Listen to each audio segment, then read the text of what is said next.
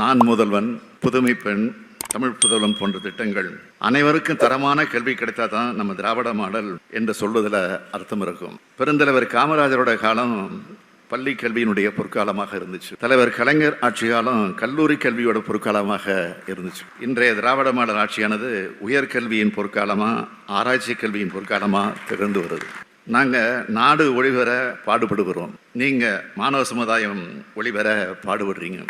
தமிழ்நாடு ஒளிமயமானதாக இருக்கிற இந்த காலகட்டத்தில் லயலாவும் தன்னுடைய 100ஆண்டு விழாவை கொண்டாடுது.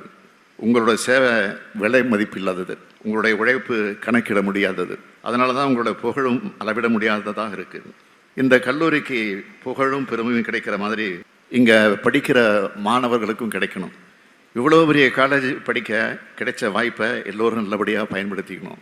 கல்வியோட தேவையை அடுத்தடுத்து வர மாணவர்களும் பதிய வைக்கணும். ஏன்னா கல்விக்கான தடைகள் புதிய படிவங்களில் வர தொடங்கியிருக்கு. இப்போ கல்வியோட முக்கியத்துவத்தை குறைக்கிற மாதிரியான பேச்சுக்கள் மீண்டும் எழத் தொடங்கியிருக்கு. அதையெல்லாம் அரசியல் களத்தில் நாங்கள் பார்த்துக்கிறோம்.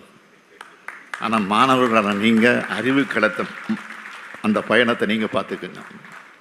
100ஆண்டு கண்டு விட்ட லேலா கல்லூரி 1000 ஆண்டு வாழ்க வாழ்க வாழ்க வாழ்க என்று வாழ்த்து விடைபெறுகிறேன். நன்றி, வணக்கம்.